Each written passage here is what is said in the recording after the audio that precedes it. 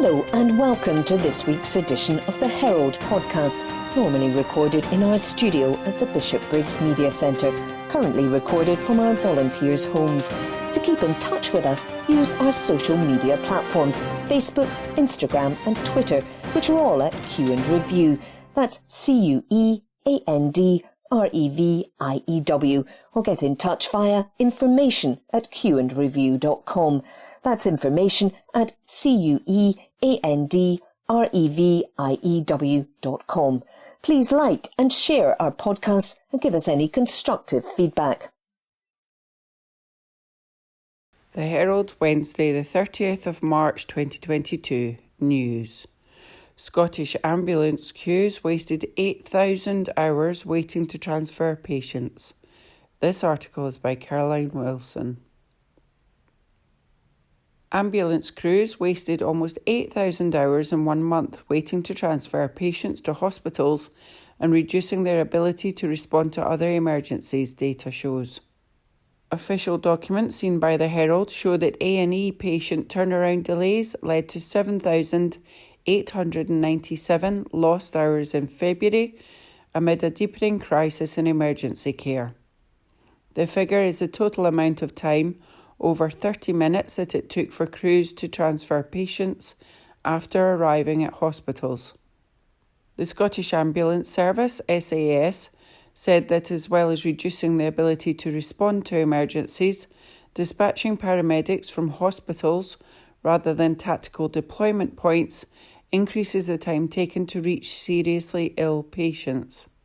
Scottish Conservative Shadow Health Secretary Dr Sandesh Gulan, MSP, said the terrifying statistics pointed to access blockages at the sharp end of the NHS that tragically will only increase the spiralling number of avoidable deaths.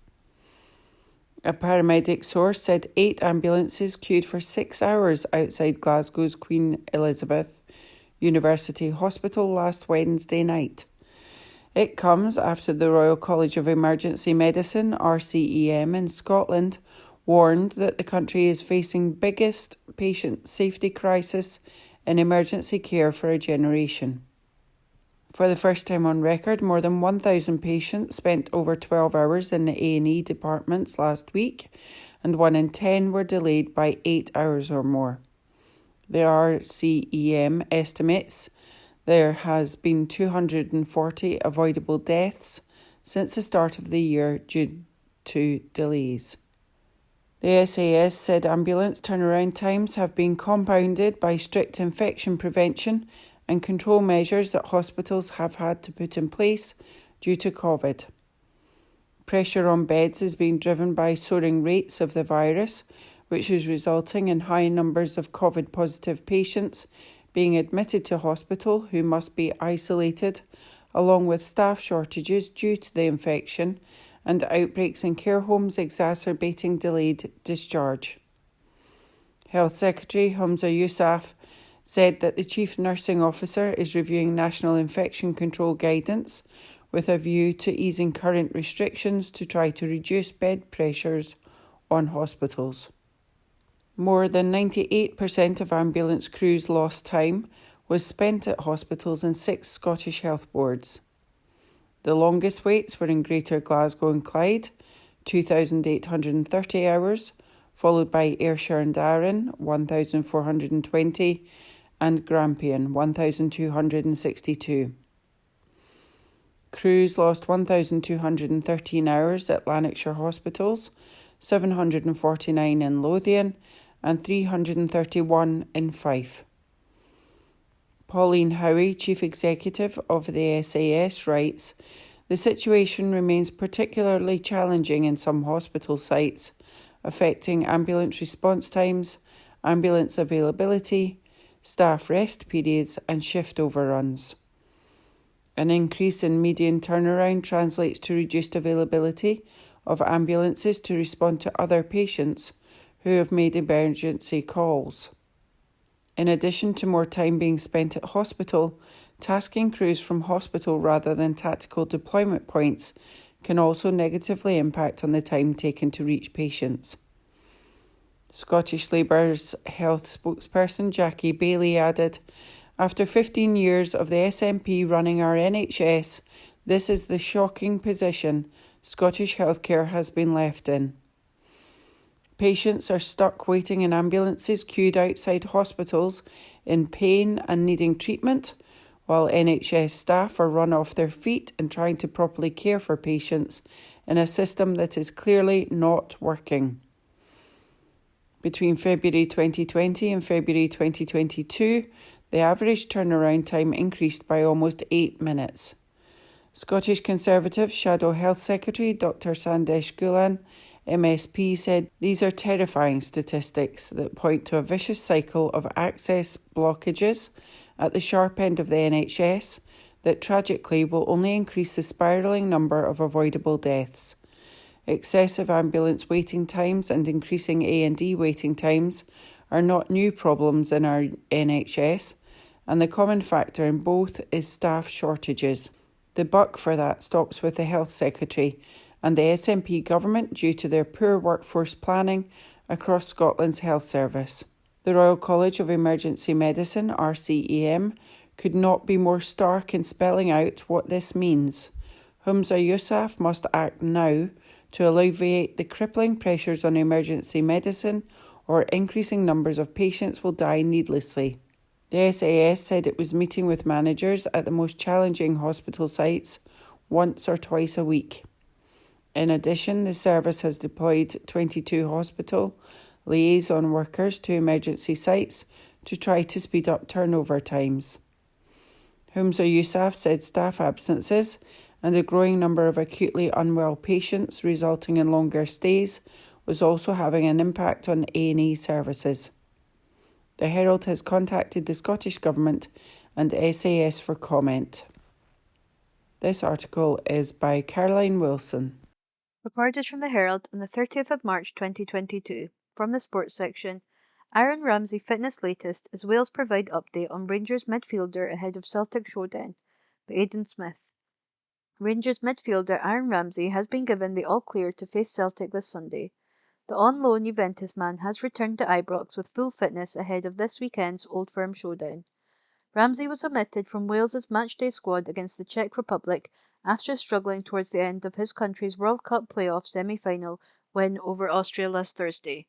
But Wales manager Robert Page, speaking after his side's 1-1 friendly draw on Tuesday, said Ramsey's omission was a precaution and he expects the 31-year-old midfielder to feature in the Old Firm derby at Ibrox. Page said there was no injury, it was a no-brainer. What we have to do now is show respect to the clubs as well. We've got their players and Aaron is 30 plus years old now. I made that decision not to have him in the 23. We didn't need to risk Aaron. Let him go back to his club with full fitness and play in a wonderful game, the Old Firm derby on Sunday. I made that decision not to have him in the 23, knowing then it's less risk of him getting injured or picking anything else up, so we can protect him a little bit for June. We're in the final now, the job was done. The most important game was against Austria on Thursday. Ramsey has yet to play a full game for Rangers since joining from Juventus on loan in January, but he did manage 84 minutes in their most recent Premiership clash when he scored in a 2-1 win at Dundee on March 20th. Second place Rangers head into the Old Firm derby 3 points behind their Glasgow rivals. That article was by Aidan Smith. Recorded from the Herald on the 30th of March 2022. From the sports section, SFA to investigate Quintongo's claim of racism at Airdrie by David Irvin. The Scottish Football Association is to investigate Rico Quintongo's claims of racism at Ardrieonians. The 22-year-old is reportedly making a racial discrimination claim against the Lanarkshire outfit and the director. Quintongo alleged that he was racially abused by one of the club's supporters during a match against Queen's Park at Firhill last September. Ardrieonians completed an investigation before dropping the case due to insufficient evidence. Reports claim Quintongo, currently playing for Peterhead, experienced racial harassment and victimisation following the alleged incident. An employment tribunal is now looking at the case. An SFA statement read, the Scottish FA has initiated an investigation into race discrimination claims made by Rico Quintongo against his former club, Ardrieonians FC. We are aware that an employment tribunal claim has been raised by the player, supported by PFA Scotland and the Equality and Human Rights Commission, and await the outcome of that tribunal. The Scottish FA condemns all forms of racist and discriminatory behaviour. Indeed, our equality vision states everybody should have the opportunity to participate in football to all levels and that no individual should be discriminated against. Our Airdrieonians refute Quintongo's claims, and a statement on their official website reads, Airdrieonians Football Club abhors all forms of discrimination, take a zero-tolerance approach to racism. Airdrieonians conducted its own investigation and found there was insufficient evidence to sustain the complaint made from a supporter. Airdrieonians also reported all matters to Police Scotland, who Airdrieonians understand investigated and no criminal prosecution resulted. Claims have been made to the Employment Tribunal by Mr. Quintongo. These claims are denied in their entirety. No further comment will be made out of respect for those ongoing legal proceedings. Margaret Gribben, solicitor at Bridge Employment Solicitors representing Quintongo, is quoted on several media outlets saying, RICO is strongly committed to pursuing this legal claim in an effort to ensure that no other footballer experiences what he has. He hopes to effect much-needed change by exposing the gap between anti-racism rhetoric and the realities faced daily by footballers subjected to racist abuse and discrimination. He is extremely grateful to PFA Scotland and the Equality and Human Rights Commission for their support. That article was by David Irvin. From the Herald Scotland, Wednesday the 30th of March 2022, from the Voices section, Ian McWhirter, Ferry's fiasco betrays Scotland's culture of mediocrity and industrial defeatism, by Ian McWhirter, columnist. As estimates of the public cost of the Ferguson ferries mount faster than the cost of malicious prosecutions by the Crown Office, it seems it would be cheaper now to scrap the projects and start again. But what to do with the Potemkin hulks rusting quietly in the Clyde? I have a suggestion. Finish Glensannox to maintain the Port Glasgow skills base, but turn Hull 802 into a contemporary work of public art, a bit like the Finnieston crane. A rusting testament to political folly and delusion. Something to remind future politicians that wealth has to be created before it can be spent, and that this applies as much to state-owned ventures as to the public sector. The SNP has done more damage to the cause of public ownership than a dozen Boris Johnsons, but I don't intend to repeat here the litany of nationalised basket cases with which it has burdened the taxpayers, BIFAB, Prestwick, etc. The case of state ownership for public utilities may be strong elsewhere in Europe, but clearly not in Scotland. Voters are seen through the thin veneer of socialist rhetoric to the reality beneath. No one will trust anything the Scottish Government handles in future. The ferries fiasco is emblematic of a culture of incompetent defeatism and buck passing that is widespread in Scottish public life, but never more damaging than in industrial policy. The unseemly scramble this week by the various Scottish ministers involved in the Ferguson fiasco to duck responsibility speaks volumes. Nothing to do with me, said Nicola Sturgeon, I just work here. Normally, the First Minister blames Westminster for anything that goes wrong, but not this time. The Scottish National Party has no particular economic ideology, though Miss Sturgeon tends to lace her speeches with vaguely socialist rhetoric. Yet the Scottish Government's only concrete policy in recent years, bar the recent underwhelming national growth strategy, has been the Green Freeports Initiative, giving tax breaks to air, rail and sea hubs. This is essentially a Tory policy, initially resisted by Scottish ministers on the grounds that it would institutionalise tax avoidance and undermine workers' rights. Scotland's greatest industrial opportunity remains energy, in particular renewables. But this administration's policy on offshore wind appears to not have one. The Scottish Government reneged on its 2017 promise to set up a Scottish state-owned energy company to harvest the renewable bounty of the North Sea. It was widely criticised in January for the ScotWind giveaway of leasing arrangement for North Sea wind farms.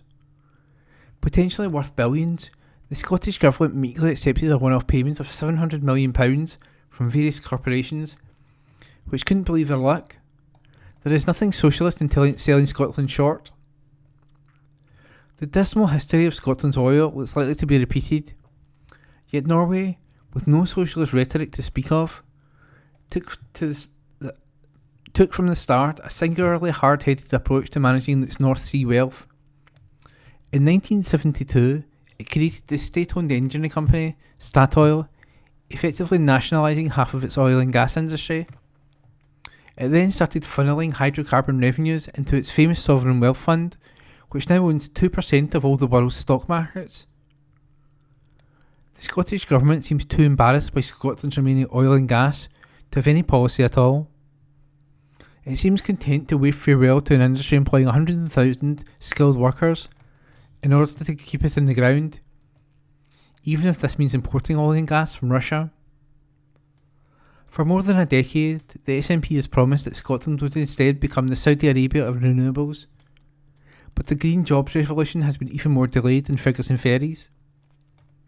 In 2010, the SNP administration promised 130,000 new jobs in wind, solar and the like by 2020. It delivered 20,000. The number of low carbon and renewable energy jobs is now actually declining, according to the Office for National Statistics. The SNP government blames Westminster for failing to promote Scottish carbon capture and storage technology by sidelining the Acorn project at St Fergus in Aberdeenshire. But this is hardly surprising, since the Scottish Government is in coalition with the Scottish Greens, which insist that capturing CO2 at chimney tops and storing it in exhausted oil wells is just a con by the fossil fuel industry. The Greens are of course opposed to economic growth in principle, which I suppose makes them ideal partners for a do-nothing administration. Part of the problem is the constitutional settlement. Over the last 20 years of Barnett handouts, Scotland has turned into something like a rentier economy. Scottish politicians have turned into managers of a distributional state. Their primary job is not to generate revenues by promoting economic activity, but to allocate resources from Westminster. Their political raison d'etre is therefore to demand money from whoever happens to be in government in London. Every problem is reduced to a lack of funding. More children in poverty than 20 years ago? Tory cuts. Inadequate housing? Tory cuts. Social care scandal? Tory cuts. Economic decline? Don't ask. Yet the reality is that Scotland has, throughout these decades, received substantially more per head in public spending than the rest of the UK. 11% more according to the House of Commons Library. Indeed, the Independent Institute for Fiscal Studies claims that the Scottish Government has £1.30 to spend on public services for every £1 spent in England. Any way you calibrate it, Scotland has received tens of billions in additional spending since 2000, despite being one of the wealthier regions of the UK. This can no longer be ignored or wished away by SNP sophistry. At the dawn of the Scottish Parliament, columnists like myself talked of the so-called Barnett squeeze. This was supposed to lead to an equalisation of spending over time between Scotland and the rest of the UK. It never happened. The Scottish premium remains. This economic dependency underpins the culture of mediocrity and denial. Recent history validates the old Tory image of Scotland as a 20-something stay-at-home, constantly demanding more while contributing less. The SNP used to aspire to what it called fiscal autonomy, Scotland raising through taxation the means to fund its various programmes. Perhaps it is time to talk about that again. And that was a column by Ian McWhirter. Our columns are a platform for writers to express their opinions. They do not necessarily represent the views of the Herald. From the Herald Scotland, Thursday the 31st of March 2022, from the news section, Scotland face mask rules. Where do you need to wear masks in Scotland? By Emma Sabliak, digital reporter.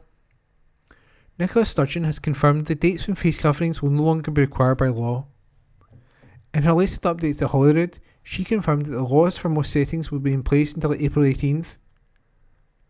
Previously announced dates that would have seen mask use eased to guidance have been pushed back due to a spike in COVID-19 cases driven by subvariant BA2. However, the First Minister stated that there is grounds for optimism that the latest wave of infection has peaked. Here's what you need to know about face coverings. Where do I have to wear a mask? Public transport. Face coverings will remain a legal requirement on public transport across Scotland until April 18th. On that date, the rule will be eased to guidance from the Scottish Government. Shops. The rules on face masks in shops are also set to remain in law until mid-April. Ms Sturgeon said the pushback date comes amid a very high level of infection and pressure on the NHS. She added, "However, we are also mindful that the data may now be indicating a peaking of this wave of infection, which should hopefully become more pronounced over the next couple of weeks. We have, therefore, concluded, subject as always to the state of the pandemic, that the legal requirement to wear face coverings should be replaced with guidance on the following phased basis. Places of worship. From April the 4th, it will no longer be a legal requirement to use face coverings in places of worship. Weddings and funerals.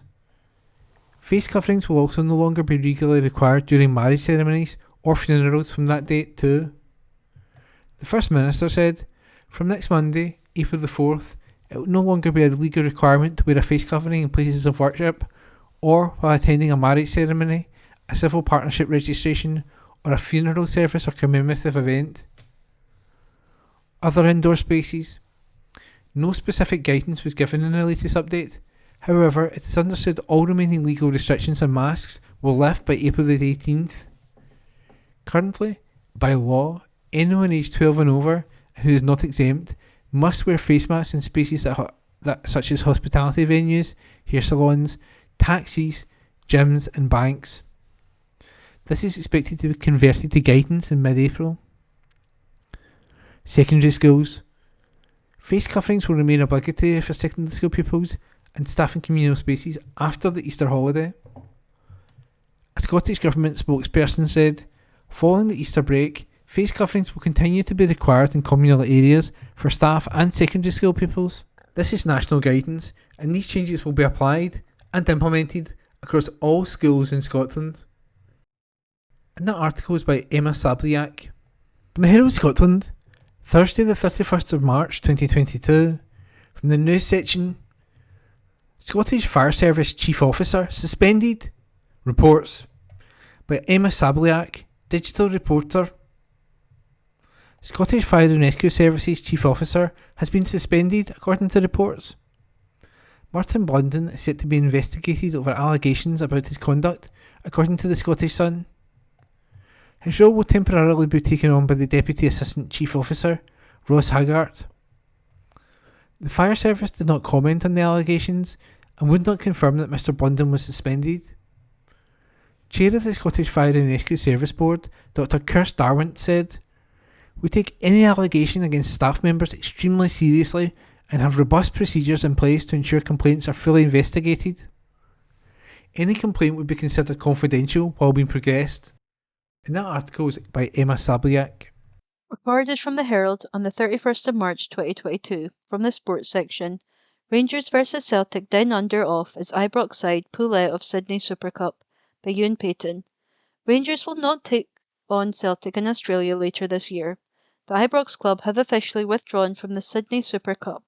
The Scottish Giants had initially both agreed to participate in the 4-team tournament, which is scheduled for November during the World Cup. However, Rangers have now pulled out of the event after serious uproar from supporters in recent weeks against the friendly tournament. A club statement reads, "Rangers can confirm the club will not be participating in the Sydney Super Cup in November 2022. After it became clear the tournament organisers were unwilling to fulfil their commitments to Rangers, we have, with immediate effect, terminated the club's agreement with the organisers." Fans of both clubs have been left unhappy by the decision to attempt to stage the Old Firm derby abroad. It said Rangers had agreed to brand the game the Old Firm, however Celtic managed to change it to the Glasgow Derby. So this was believed to be one of the reasons cited for Rangers' withdrawal. It is also claimed that Celtic's branding of the trip as Ange Postecoglou's homecoming had led to the cancellation of Rangers' participation. It's understood that taking part in the event was set to land Rangers and Celtic roughly £4 million each. Rangers are now said to be looking into alternative options for when the Premiership shuts down for the World Cup later this year. That article was by Ewan Payton. The Herald Scotland, Thursday, 31st of March 2022. Voices, Politics. Sinn Féin. What happens if it becomes the biggest party in Northern Ireland? By Teddy Jameson, Senior Features Writer. And so the campaign for next month's Northern Ireland Assembly election is prefaced by a bomb scare during a speech by the visiting Irish Foreign Affairs Minister at a peace-building event, and has already been marked by the burning of election posters and threats to candidates. Plus ça change, you may say. But actually, this May's election to Stormont may well mark a significant change in this particular corner of the UK, which in turn will prompt questions for the rest of it. And for Ireland too, come to that. Because the polls suggest that Sinn Féin is on course to emerge as the largest party. That would have been unthinkable 20 years ago. Now it looks almost inevitable. Another part of the UK in which the largest party wants to leave it. Not that that means a united Ireland is only a referendum away. That still seems like wishful thinking from those in favour of such an outcome. Even so, if a Sinn Féin First Minister does come to pass, what, you have to wonder, will that do to the unionist psyche? What's the next step up from a siege mentality? Unionism has frankly been its own worst enemy over the last few years. The DUP's strategy around Brexit has been woeful, signing up to a project that was always going to lead to problems in Northern Ireland around its implementation, undermining Theresa May's attempts to resolve the issue, and then believing Boris Johnson's lies when he told them there would be no border in the Irish Sea. Geoffrey Donaldson's party collapsed Stormont in February over the issue of the protocol, and now look like losing its position as the biggest party in the new Parliament. If that happens, where does that leave it? How can it spin that as an endorsement of its position on the issue? And what happens if, going forward, the protocol remains in play for all the Westminster government's mutterings against it and the DUP's protests? Will the latter pull out of Stormont again, a couple of months down the line? Of course, that requires the DUP to return to Stormont with Michelle O'Neill as First Minister in the first place.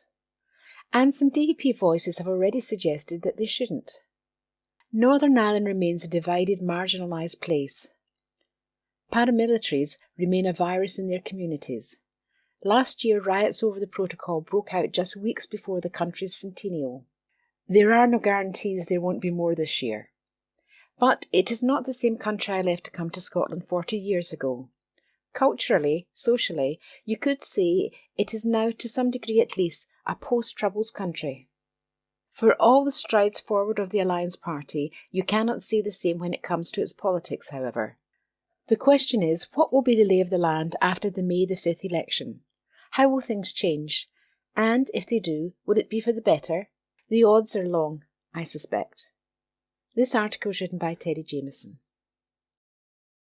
From the Herald Scotland, Friday the 1st of April 2022, from the sports section. Braga boss Carlos Carvalhal set for Old Firm spying mission ahead of Rangers Europa League clash. By Christopher Jack, senior Rangers writer. Braga boss Carlos Carvalhal will get a first-hand look at Rangers on Sunday as he takes in the Old Firm clash at Ibrox. The Portuguese is set to jet into Glasgow for the defining Premiership tie with Celtic and cast his eye over Giovanni van Bronckhorst's side ahead of the Europa League clash next week. Braga are in Premier Liga action on Friday night as they host third-place Benfica and look to consolidate their European place in the top flight this term.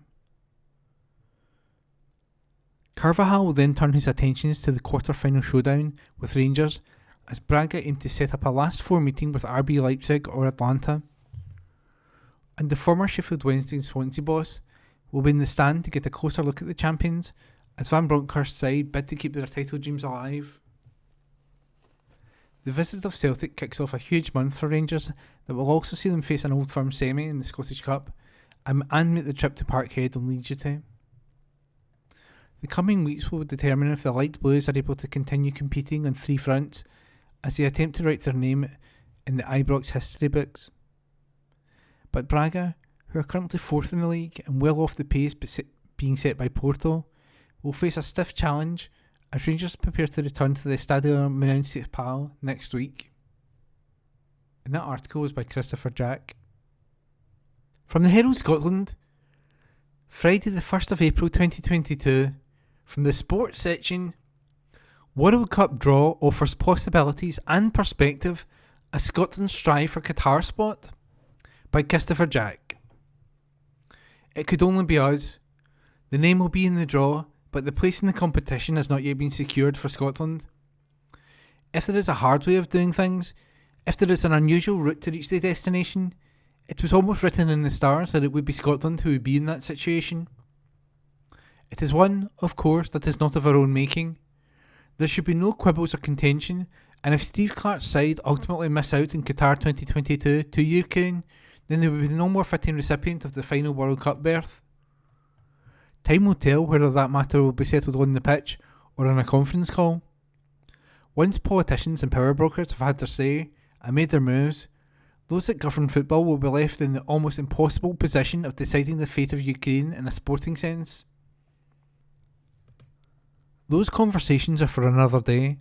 This evening, the name of Ukraine will be in the draw for Qatar, and the potential route back to normality, whenever that arrives, in terms of their international aspirations, will become slightly clearer.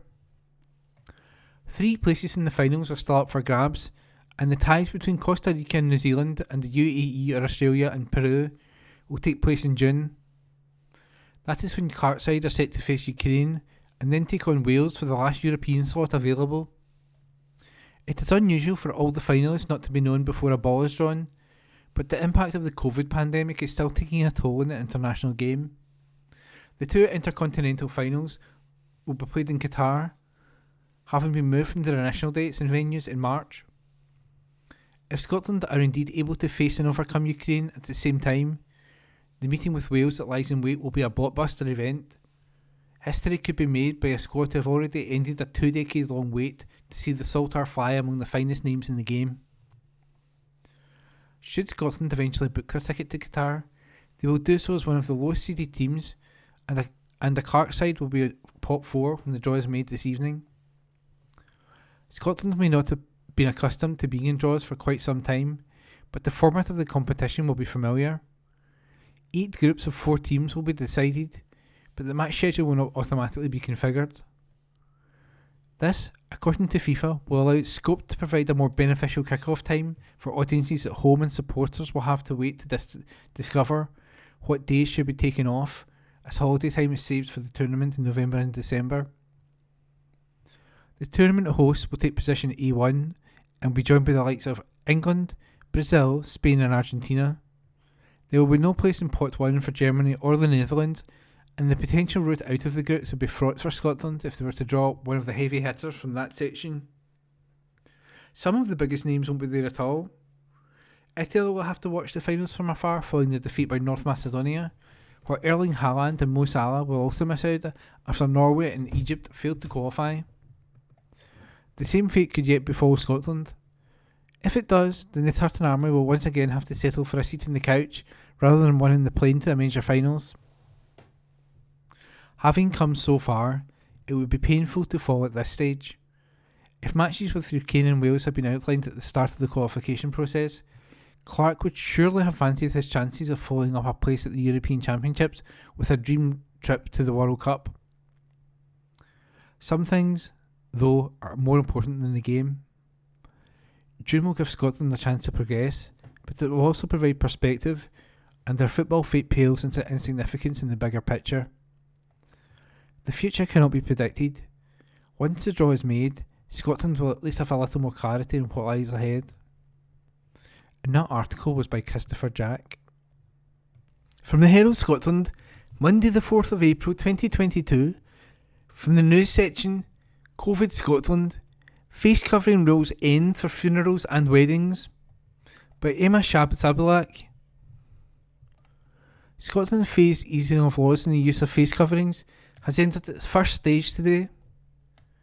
Face masks will no longer be required by law in places of worship or while attending wedding and funeral services.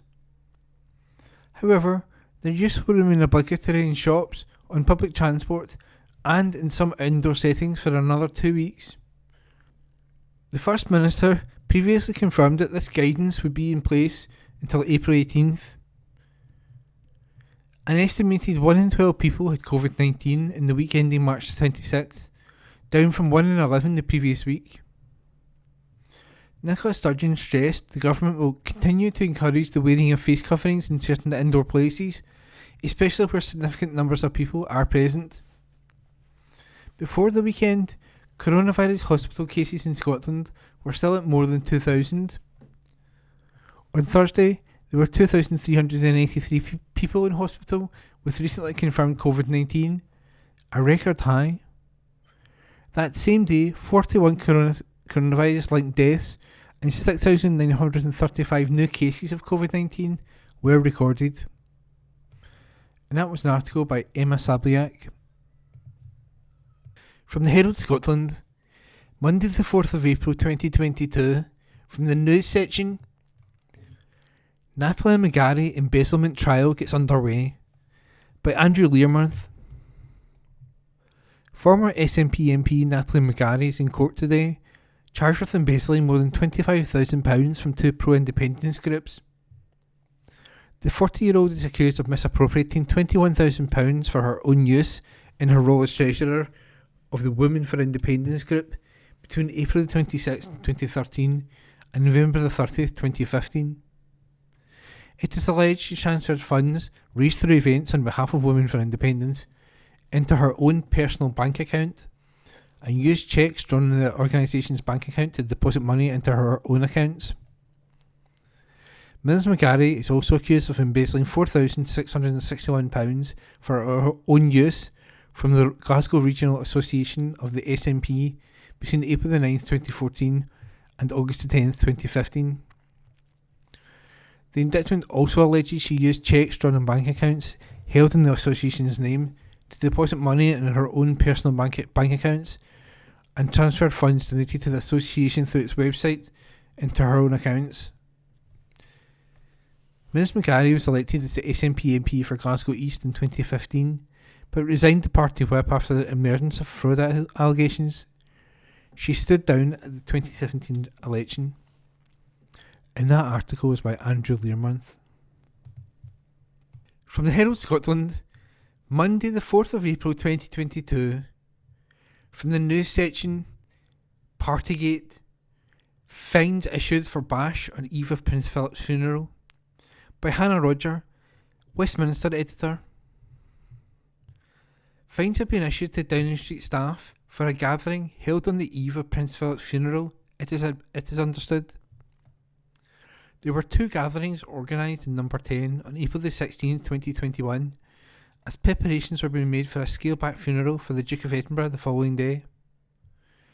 It has been reported by several newspapers that at least one of the parties had seen attendees receive fines from the Metropolitan Police as part of Operation Hillman, investigating gatherings across Whitehall during lockdown.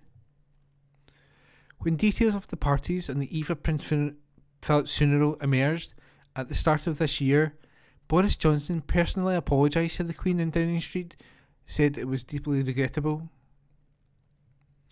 One of the gatherings was for former Downing Street Director of Communications James Slack, and the second for a photographer, and they were later reported to have merged. Number 10 staff were said to have partied until the early hours of the morning in a 7-hour drinking session. Takeaway pizzas were reported to have been ordered in, and some of the revellers were said to have broken a slide belonging to Mr. and Mrs. Johnson's son, Wilfred. It was also claimed that a suitcase was used to bring alcohol back to the Number 10 from a local supermarket. The following day, the Queen sat alone, socially distanced from her family, as she said goodbye to her husband. It has also been suggested by ITV News that Mr. Johnson will not be interviewed by the Metropolitan Police as part of their Partygate investigation. This is because the force is not interviewing those who have received questionnaires as part of the inquiries and could potentially be fined, the broadcaster said. Conservative MP Steve Bryan on Sunday night called for transparency about who had been issued with fines. Speaking to BBC Radio 4's Westminster Hour, the MP for Winchester said, "They should just be honest about who's been tipped off with what, and put it all out there and say, you know what, we got this wrong, or this person's got this fine. Because these guys in the press, they won't focus on the issues of the local election, they'll scratch around and try to dig up all of this stuff again." Meanwhile, a former Westminster ethics chief is also understood to have received a penalty from Scotland Yard after attending a separate gathering to mark a private secretary's departure. Helen McNamara, who used to be the Deputy Cabinet Secretary, is said to be among the first group of people to have received a fixed penalty notice, according to reports in the Daily Telegraph. It has been reported that Ms McNamara received a £50 fine on Friday in connection with a leaving do held in the Cabinet Office on June 18th, 2020. Ms McNamara was the Director General of Propriety and Ethics in the Cabinet Office from 2018 to 2020. The purpose of the role was to ensure the highest standards of propriety, integrity and governance within government. She was promoted to the post of Deputy Cabinet Secretary in March 2020 and later left government to work for the Premier League. The leaving do in 70 Whitehall on June 18, 2020 was reportedly held for Hannah Young, a former Home Affairs Policy Advisor who was taking up the post of Deputy Consul General in New York. There were said to be about 20 people present with alcohol consumed. It was reported that advertisers and civil servants gathered after work for two separate events on April the 16th, 2021, as the country was in mourning after the death of the Duke of Edinburgh. The Met is investigating 12 events, including as many as 6 that Mr Johnson is said to have attended, and has sent out more than 100 questionnaires. The PM received his in February. ITV said the only officials being interviewed are witnesses, whose role is to help the police interpret questionnaires submitted by other people. The Met are not interviewing those who received questionnaires and are in the frame to be fined, it said. Number 10 has so far only promised to confirm if Mr Johnson or Cabinet Secretary Simon Case are given an FPN. The PM is not said to have attended either the June 18th, 2020 gathering or the events on April the 16th, 2021. The Met declined to comment. The Cabinet Office also said it had nothing to add, beyond pointing to a statement from Scotland Yard issued earlier this week. And that piece was by Hannah Roger. From the Herald Scotland, Monday the 4th of April 2022, from the news section, SNP suspend activist over Blair McDougall death fantasy, by Andrew Learmonth. The SNP has suspended an activist who said former Better Together campaign director Blair McDougall should be swinging from a lamppost. The tweet from Mark Fagan to the ex-Labour strategist read, "Tell us again the benefits of voting no. Lying red Tory. You actually boast about this? You should be swinging from a lamppost." Mr McDougall shared the tweet with his followers, writing, "Wake up to another SNP member talking about executing me. He says he's in the same seat as two SNP politicians who follow me. I don't expect to lift a finger. No SNP member ever has any of the other times I've shared SNP members posting fantasies about this. Just another day." The comment was condemned by Scottish Lib Dem leader Alex Cole-Hamilton. He tweeted, "Too much hate in Scottish politics. At a time we are witness to widespread political murder on European soil for the first time this century, this is utterly grim." Tory MSP Finlay Carston said, "There is a saying about not having to be disagreeable to disagree, but this takes matters to a whole new level. Utterly unacceptable." Labour MP Chris Bryant said, "This is appalling. Nobody should have to put up with this and the police should investigate." When asked about the comment, an SNP spokesperson said, "The individual has had their membership suspended. There is no place in politics for abuse, threats or violence, be that online or offline. Attitudes like this are not welcome in the SNP." Mr McDougall said the SNP needed to do more. He told the Herald, "Reluctantly suspending one member, and only when the media get involved, isn't enough. We need to see SNP politicians on the record speaking out against their own members who fantasise about executing their opponents, label them as traitors, and fill the social media profiles with hatred." Mr Fegan's remark came as Ian Blackford, the SNP Westminster leader, called for a new push to tackle the toxic culture of keyboard warriors on social media. Speaking to the Sunday Times, he said, "It is not long since the tragic death of David Amos and Joe Cox, and there is hardly a day goes past without the threats of violence against politicians and intolerance at scale against others in the political space. People need to be allowed to do their jobs. And that article was by Andrew Learmonth. From the Herald Scotland, Sunday the 3rd of April 2022, from the sports section, Alan Stubbs in Rangers' short-lived reign barb after Celtic derby win, by sports writer Ewan Payton. Former Celtic ace Alan Stubbs insists Rangers' reign as Scottish champions will soon be over. The ex-Hoops defender was clearly delighted as his old side delivered a body blow to Giovanni Van Bronckhorst's men this afternoon. Celtic emerged 2-1 winners at Ibrox thanks to goals from Tom Rogic and Cameron Carter-Vickers. The win has fired Celtic 6 points in front of their Arch City rivals, with just 6 league matches remaining. And, while Rangers romped to the title last term under Stephen Gerrard, Stubbs is taking a cheeky swipe at the Light Blues and their short reign as champion of Scotland. Stubbs tweeted, "Celtic great defensive performance today, and very resilient. Title wrapped up now. The reign of Rangers was very short-lived, but Celtic have showed what champions do." And that article is by Ewan Payton. From the Herald Scotland, Sunday the 3rd of April 2022, from the sports section, Alan McCoist and Andy Walker slam Rangers fans for throwing broken glass on pitch, by sports writer Ewan Payton. Alan McCoist and Andy Walker slammed the fans who threw broken glass bottles onto the field during Celtic's win over Rangers at Ibrox today. Before the restart at half-time, Joe Hart raised concerns with referee Willie Collum about the glass, which was visible to the Sky Sports cameras on the grass. This resulted in the second half being delayed by approximately 5 minutes, and the former Old Firm pair, commenting on the game, slammed those responsible for such reckless behaviour. Walker said on Sky Sports, "That is absolutely outrageous to see broken bottles in the field of play which can affect the referee, the players, anyone that it's aimed at. It's outrageous. It's one thing to demonstrate, as we saw a couple of weeks ago, to protest using tennis balls, toilet paper, and we'd even get issues with that. But broken bottles? It beggars belief. You're trying to sell this game everywhere, our showpiece occasion? These are shameful scenes, shameful that anyone would choose to throw anything onto the pitch, never mind a broken bottle."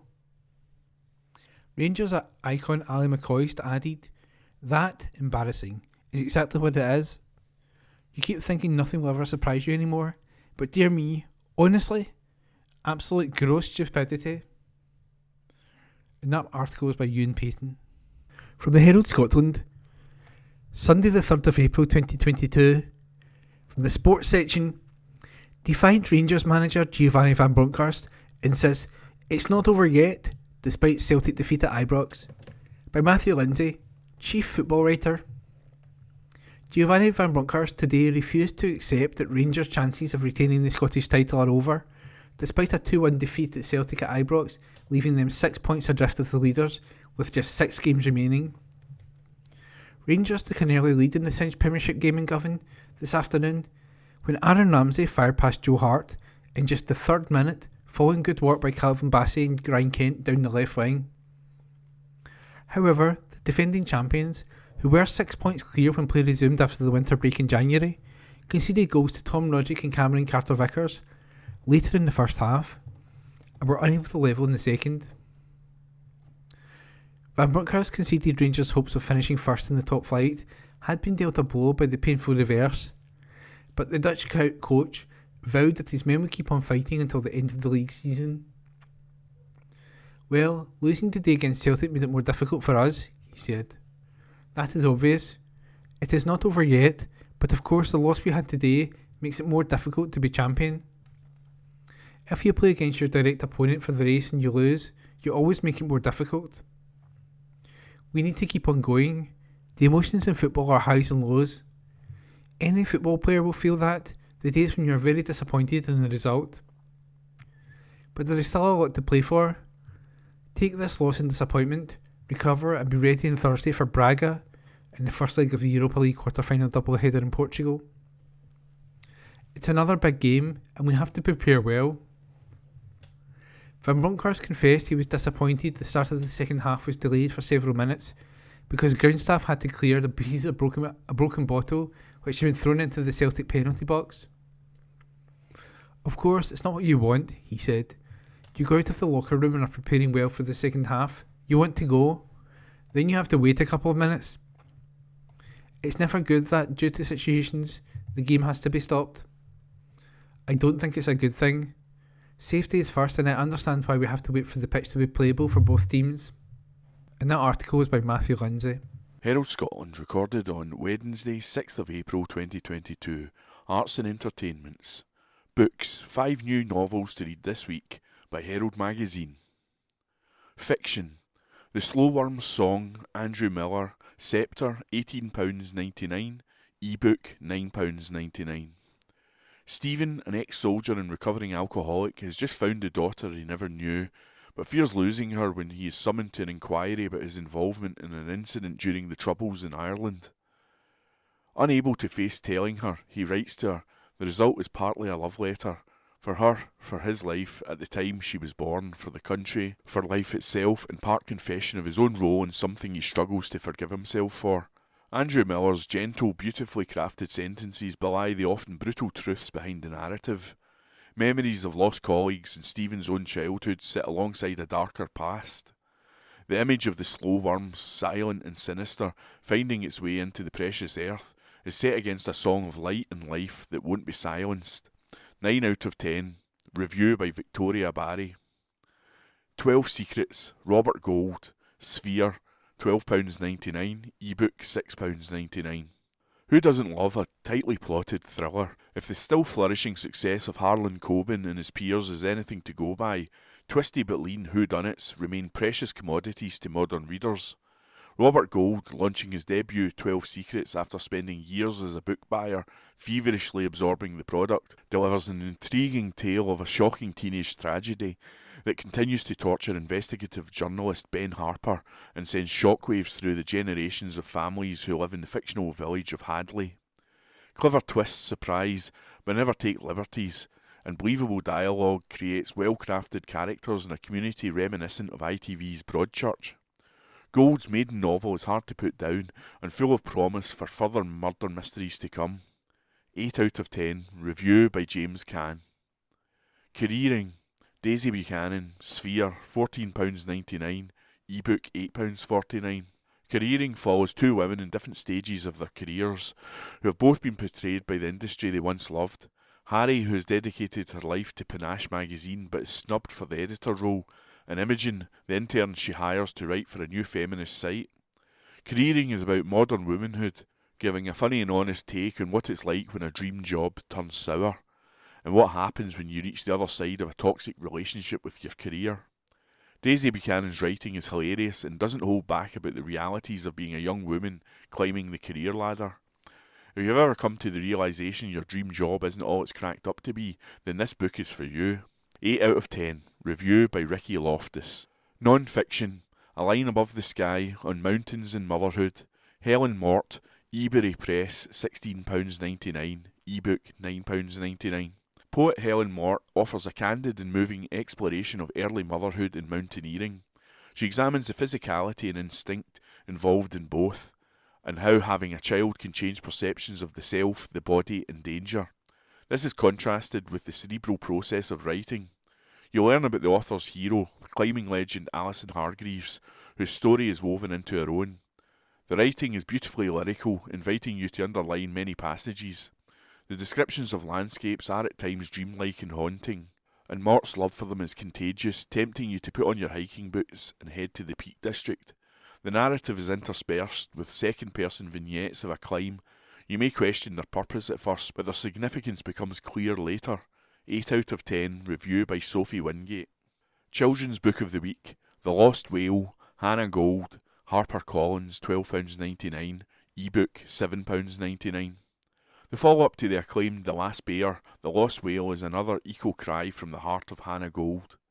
Rio has been sent to stay with a grandmother he barely knows in California, while his mum is in hospital. Little forlorn and lost, Rio makes friends with Marina on the beach, and finds a drawing of a whale his mum had done as a child and feels an instant connection. This grows when he encounters a whale on a boat trip, until the whale goes missing. Rio's complex feelings about his mum and looking after her runs next to his growing understanding of the dangers whales face thanks to human greed and thoughtlessness. Filled with big emotions and the need to face your fears, not to mention beautiful illustrations from Levi Pinfold, this is perfect for sensitive eco-warriors aged 8+. 8 out of 10. Review by Bridie Pritchard. By Herald Magazine. Herald Scotland recorded on Wednesday 6th of April 2022. Arts and Entertainments. The curious incident of the dog in the night time. Young autistic actor Connor Curran stars in theatre. By Brian Beacom, senior features writer. What has been our collective experience of autism, limited to little more than colouring in the lines drawn by the thin dark pencil suggested by Dustin Hoffman's Rain Man? It's been changing, however. We've begun to understand the concept of neurodiversity, thinking in a different way, and realise those considered to be autistic can often be viewing life through a fascinating, imaginative lens. But could we have imagined a young autistic Scot not only going on to become a professional actor, but landing 2 major roles, almost as he walked out of the gates of drama college? Connor Curran, who grew up in the North Glasgow suburb of Lenzie, has proved all bets are off when it comes to assessing the potential of the neurodiverse. Not only has he been appearing in major CBBC drama Dodger alongside Christopher Eccleston, but the young actor is also currently touring the UK in the curious incident of the dog in the night time. The staged play sees Curran cast as Christopher Boone, a 15-year-old who finds a dead dog in his garden and sets off to investigate. We go on a journey inside this young man's head, a head fixated by numbers, angles, captured by lights, always working out possibilities, yet the journey of just a few streets takes him far from his comfort zone. Based in the best-selling novel by Mark Haddon, Christopher is reckoned to be autistic, brackets, although he's never actually defined as such, close brackets. This minor superhero role is an incredible part to play, but now the National Theatre has made the decision to cast a neurodiverse actor. Does Curran appreciate that 10 years ago this form of positive casting wouldn't have taken place? If I were this age 10 years ago, I probably wouldn't have known this about myself, he admits, speaking from Liverpool where he's appearing. It's a part of myself I would have been yet to discover, and I would guess my life would have gone in a very different direction, or I would have been a very different person in so many ways.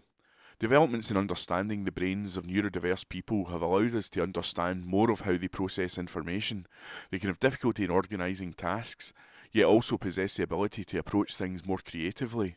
Curran, however, suggests that the acting world is already complemented by many neurodiverse people. I think it's an abundant world, considering the likes of ADHD, dyslexia and Asperger's. I think this profession attracts people from across the neurodiverse spectrum. Those who think differently are attracted to a world which encourages it. Yes, I think so. People who have perhaps more of a need for self-expression, and that can lead to creative pursuits.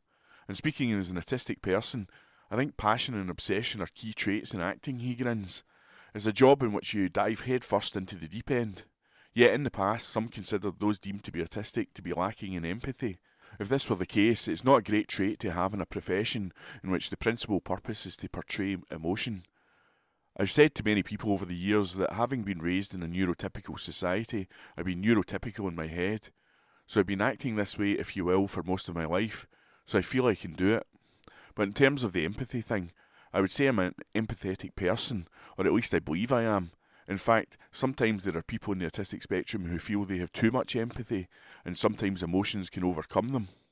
I feel this is something to be considered, rather than the viewpoint of the antiquated society which says we lack empathy. Really what it, brackets autism, close brackets, often boils down to is a lack of ability to interpret social cues, and this can be misconstrued. He adds, smiling, I'm not a scientist, but I don't think I have any empathy problems at all. And acting is, well, acting. You don't need to have the mechanical mindset of a sociopath in order to play a murderer. Exactly, he says. Curran is supportive of the trend for actors to have lived the experience of the characters they're playing, but acknowledges that acting is all about imagination, to be able to escape into a fantasy world. It's like being a child, a cowboy, or whatever. But he adds, in the past you would assume this, brackets acting, close brackets, to be an extrovert's game, and a neurodivergent would be more academic, but not now. Connor Curran wasn't, however, a performing child ready to act from the moment he left the womb. When he walked out of Lenzie Academy aged 16, high school wasn't my forte. With one higher in photography, his future wasn't clear at all. I flirted with acting, did supporting acting work in Waterloo Road, he recalls. Having already taken acting classes at Glasgow Acting Academy to help build confidence, brackets, and done stints working in a shop and a call centre, close brackets, he studied drama at New College in Lanarkshire. He was then accepted by Birmingham Conservatoire. Some people may fancy being an actor, but then you get into the nitty-gritty, and that's when I knew I loved it. But where are we with that neurodiversity nowadays? Should we be having this conversation? Do we over-examine young people these days in terms of their personality traits and differences? Analysing the mind is a great thing, he suggests, but so long as we don't go at it from the angle that we assume there is something wrong with the neurodiverse mind. That's what we've been doing for decades. We've been looking at it as something that is wrong, less than, or defective. And we've got to avoid preconceptions we have of people who are autistic. For example, Christopher is a character who's seen to be very good at maths, and I'm not at all, he laughs. I'm not playing myself. Curran was diagnosed aged 7. Did this discovery help make life a little easier? I suppose it did, because you learn more of yourself when you're young. Were his traits of autism easily discernible? I don't want to go too much into my childhood, but there were obsessive repetitive behaviours, attachment to certain objects. Those were the main signs. Thankfully, public figures such as Melanie Sykes, who was diagnosed recently with autism, helped push the stigma down. Yes, there will come a time when it won't be seen as a criticism. Some communities, sadly, still view autism as being defective, something that has to be cured rather than being celebrated. What's extremely likely is that Conor Curran will become a role model for the autistic community, and he's spoken to groups of young people who are neurodiverse, keen to put something back. For the moment, however, his ambitions are closer to home. It will be so great to go back to Glasgow to have my grandparents come and see me in the theatre. They haven't been able to see me perform since COVID arrived. He adds, and I get to sleep in my old bed. The curious incident of the dog in the night time, the King's Theatre, Glasgow, April 5 to 9. World Autism Acceptance Week runs from March 28 to April 3 by Brian Beacom. From the Herald Scotland, Tuesday the 5th of April 2022, from the news section. Glasgow urged to repatriate looted bronzes and Wounded Knee Massacre artefacts by Deborah Anderson. It is more than 20 years since the Sacred Lakota Ghost Stand shirt was returned to the descendants of the community of its origin. While initial attempts to have the shirt, thought to have been worn at the Battle of Wounded Knee in 1890, when 250 Lakota Sioux men, women and children were massacred by the United States 7th Cavalry, repatriated, were refused. Glasgow City Council agreed that it should be given back, and it was returned in 2000. Now, the city has received a further request for repatriation of 25 artefacts from the Cheyenne River and Oglala Lakota Sioux tribes in South Dakota, along with 2 separate requests from other nations. 25 Lakota cultural items sold and donated to the city's museum collection by George Krieger in 1892 could be returned after a request was made to the city's museum service. And the request has been made for the return of 17 Benin bronzes to Nigeria, some of which are currently on display in Glasgow's Kelvin Grove Art Gallery and Museum from National Commission of Museums and Monuments in Nigeria, while High Commission of India made requests for the return of 6 or 7 architectural antiquities from Kanpur, Gwalior and Bihar, and also a 14th century ceremonial sword, tulwar and scabbard. A working group for repatriation of artefacts report due to go before Glasgow City Council's City Administration Committee on Thursday will recommend members approve the return of the items to their original communities. Descendants of the late Marcella Lebeau on Cheyenne River and Pine Ridge Reservations, South Dakota, wrote to Glasgow Museums earlier this year requesting the cultural items. The Lebeau family are representing the Cheyenne River Sioux tribe and the original Sioux tribe, and have received guidance and support from the 19th generation keeper of the White Buffalo Calf Pipe, spiritual leader Chief Arvo Looking Horse. The Lakota items in the city's museum collection that belong to the Osage-Saskatchewan convey the continuity of the ancestors who created the items. The Marcella Lebeau family are direct Osage-Saskatchewan descendants of the Wounded Knee Massacre. Duncan Dornan, head of Museums for Glasgow Life, said, Glasgow has a really positive history in relation to repatriation. While the ghost ship was returned to the Wounded Knee community, that was very much at the forefront of the UK sector and something of a blueprint. Since then, we have continued to maintain and build relationships internationally, and it is really fundamental to this.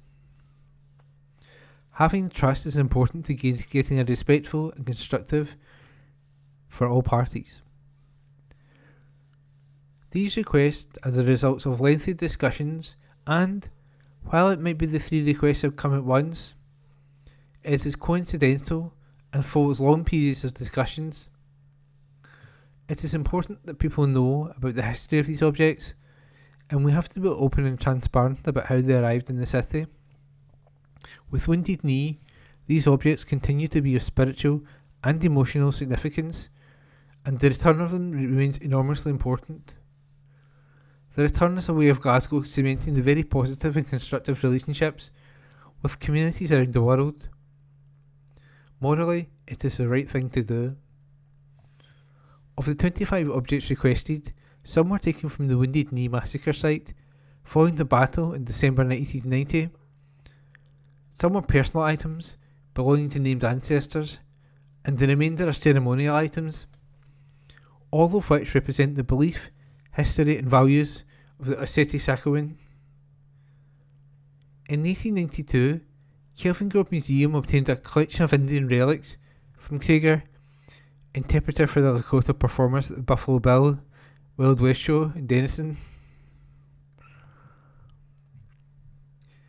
In the case of the bronze, the requested objects were taken from ancestral altars at the Royal Court of Benin during the British Punitive Expedition of 1897. GCC's museums subsequently acquired them from various sources in Britain as gifts, bequests and from auction houses. It is estimated it could cost in the region of £30,000 and a further £30,000 to £40,000 for the Lakota Sioux artefacts to be returned. 6 of the artefacts were stolen by the donors from Hindu temples and shrines in different states in India during the 19th century, while the 7th was illegally purchased as a result of theft from the owner, sold and smuggled out of India. All 7 items were subsequently gifted to the city's museum collection. As well as the repatriation of artefacts, 8 half-hull shipbuilders design models, gifted to Glasgow by Alexander Hall & Co. of Aberdeen in 1881, are set to be transferred to Aberdeen Art Gallery and Museum. They were part of the 1881 Naval and Maritime Exhibition in Glasgow, but haven't been displayed in the city in the last 10 years. The Aberdeen Museum has offered a 19th century display model of a Clyde-built Scotia as a transfer. As ship's bell and honours panel from the HMS Glasgow, gifted by the Royal Navy in 2005, are expected to be returned, the Type 2 destroyer, built by Swan Hunter on the Tyne in the 1970s, was decommissioned in 2005. The items were gifted to the city chambers, but are currently in storage. A new HMS Glasgow, a Type 26 frigate, will be commissioned in 2026, and the Royal Navy has asked if the Bell and Honours Board could be used on the vessel. And that article was by Deborah Anderson. Forwarded from the Herald on the 5th of April 2022, from the sports section, Alfredo Morelos to miss rest of the season as Rangers are dealt a huge injury blow by Ewan Payton. Rangers star Alfredo Morelos has been ruled out of the rest of the season. The Colombian striker will be a huge loss to the Ibrox club as they compete on the domestic and European front in the season run-in. Rangers have this evening confirmed that Morelos sustained the injury whilst on international duty with Colombia. The striker has since undergone surgery to his thigh as he starts his rehabilitation process. A club statement reads, following an injury sustained whilst on international duty with Colombia, Alfredo Morelos has undergone surgery to this thigh. Our medical team are pleased with the outcome of the operation and his rehabilitation program is underway. He will return to training with the first team squad during pre-season. We wish him well during his rehabilitation. Morelos will now miss Rangers' Europa League quarter-final tie against Braga, as well as the Scottish Cup semi-finals versus Celtic next week. There are, of course, 6 league games remaining too. While not mathematically impossible, the title looks likely to be heading back to Celtic. Morelos missed Sunday's Old Firm derby against Celtic on Sunday. He was spotted at Glasgow Airport with crutches as he travelled to London to see a consultant about his injury. That article was by Ewan Payton. Recorded from the Herald on the 5th of April 2022, from the sports section. Tiger Woods confirms he plans to play at 86th Masters this week, by Nick Rodger. That well-worn Augusta cliché states that the Masters doesn't begin until the back 9 on Sunday. Well, we can forget about that old chestnut. The 86th edition of this golfing rite of spring began at the back of 11 a.m. Georgia time yesterday when Tiger Woods confirmed that he plans on playing in the tournament that he has won 5 times. 14 months on from the frightful car crash that left him with savage, crippling injuries, Woods made this kind of seismic declaration that was on par with the big fellows upstairs bawling, "Let there be light." "As of right now, I feel I'm going to play," Woods said in an eagerly anticipated press conference, which really should have featured the epic flourish of the 20th century Fox fanfare as a soundtrack to affairs. Confirmation of his comeback, of course, will only be rubber-stamped when he is actually announced on the first tee for his opening round tomorrow. The 46-year-old still has a further 9 holes of practice to negotiate today before assessing the physical rigours and impacts of the continued exertions on his vulnerable frame. The Augusta high-yield Yins must be tempted to wrap him in an officially branded Masters protective sheet for 24 hours and carry him to the first tee on a sedan chair. All being well, though, Woods is set to launch an extraordinary comeback over a course he knows like the back of his both hands. He may not have played a tour event since the Masters in 2020, but Woods's knowledge of this particular parish is as intricate as an Ordnance Survey map. With the unwavering bullishness of a true winner, the 15 times major didn't set himself modest, just happy to be here targets either. Asked if he thinks he can win this week, Woods, with a glint in his eyes, replied, "I do." Anybody else would probably have been laughed out of town. What the competitive, never-say-die sporting mind still feels it can do, and what the body will let him do, remains to be seen. Woods is well aware of that, and the effort he has put in during a long, ongoing process of determined, defiant rehabilitation continues to be exhausting. "That's the hard part," he said. "We push it and try to recover the best we possibly can that night and see how it is the next morning. Then we go through the whole process again. You warm it up, then you warm it back down, or test it out, and then you've got to cool it back down. Then you've got to do that day in and day out. It gets agonizing and teasing. The simple things that I would normally just go and do now take a couple of hours here and a couple of hours there to prep and then wind down. I can hit it just fine. I don't have any qualms about what I can do physically from a golf standpoint. Walking is the hard part. This Augusta is normally not an easy walk to begin with. Now, given the condition that my leg is in, it gets even more difficult. 72 holes is a long road, and it's going to be a tough challenge, a major marathon. It's a challenge that I'm up for." He certainly will be. This will be, touch wood, his 24th Masters appearance as both an amateur and professional. Woods will bring the experience, the energy, the X-factor, and the excitement. Can he bring the endurance, though? Whatever unravels over the next few days, Woods knows he is fortunate to have been afforded another sporting chance.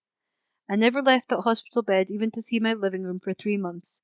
He reflected of that period of initial recovery after a crash that almost cost him his right leg and a lot more. "That was a tough road. I got out of a wheelchair or crutches, but still had more surgeries ahead of me. To say then that I was going to be here playing and talking to you guys, the press again, it would have been very unlikely.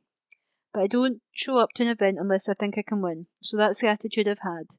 There will be a day when it won't happen, and I'll know when that is."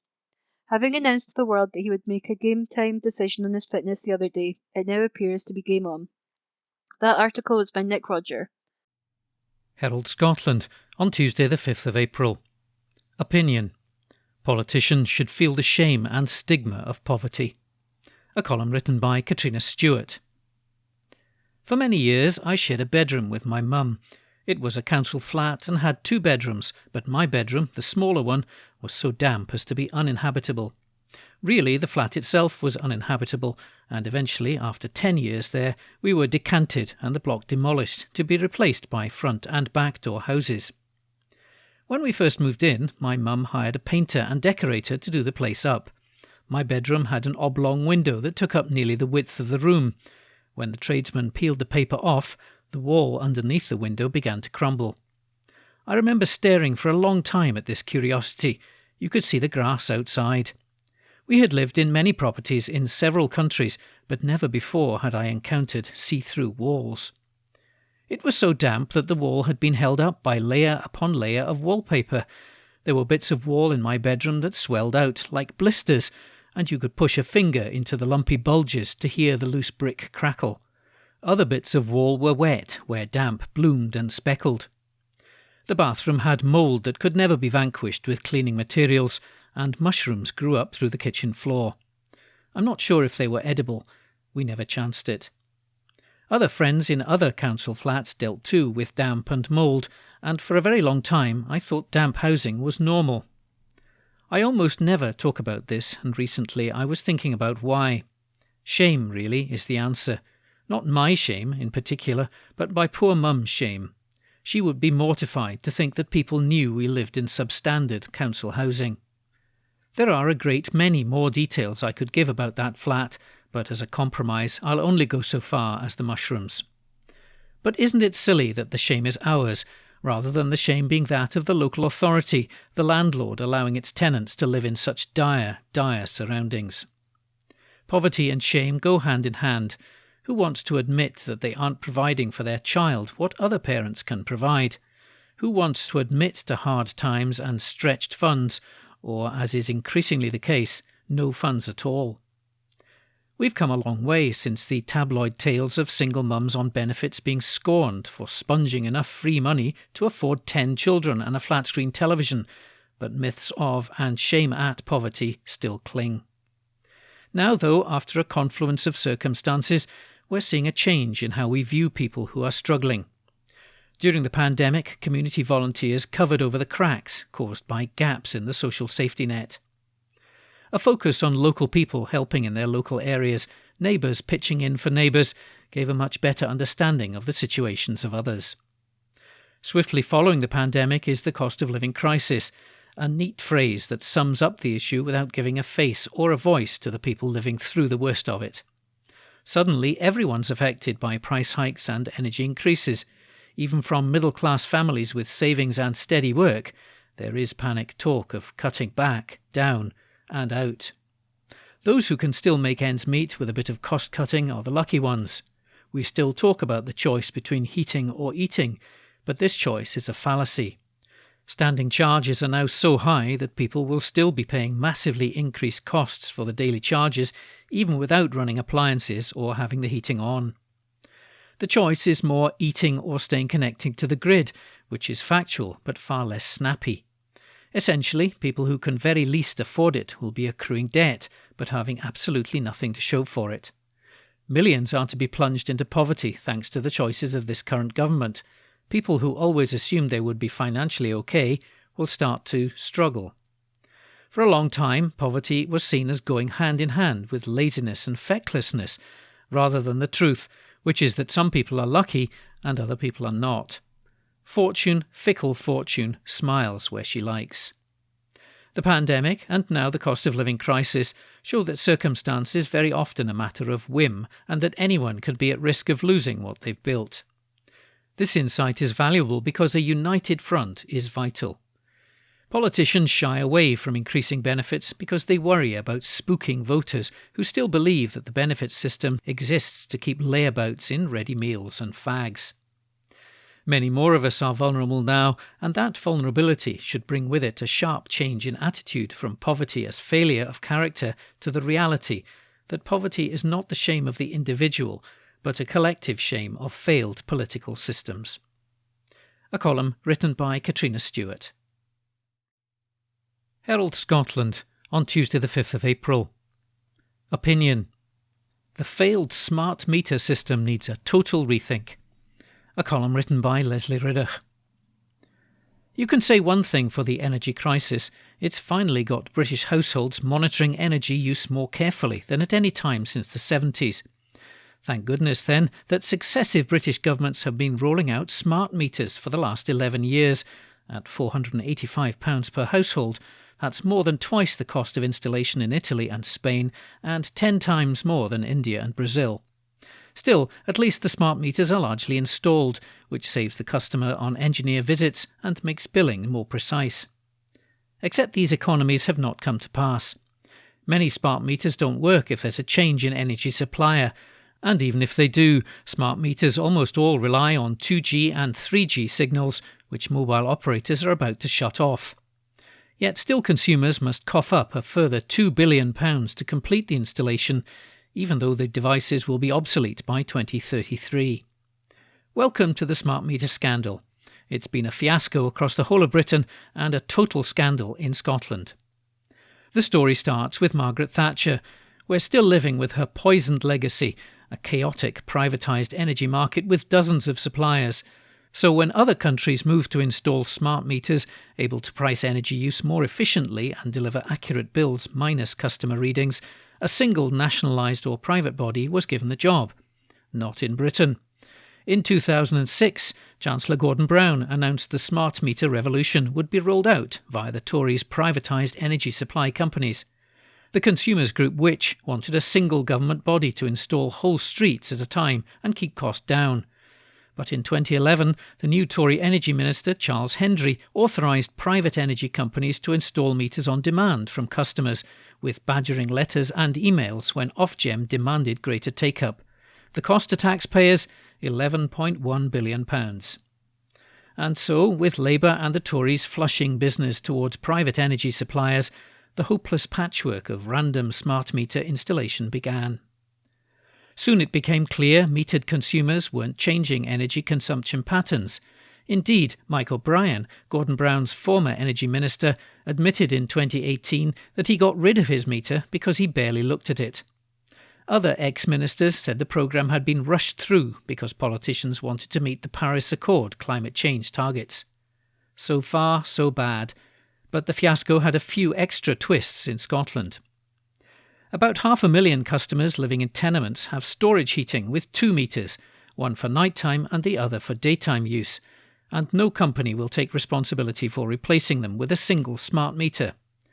Citizens Advice estimates 52.3% of these customers are living in fuel poverty, but they'll bear all the costs of maintaining old-fashioned meter readings, and they'll miss out on new smart deals.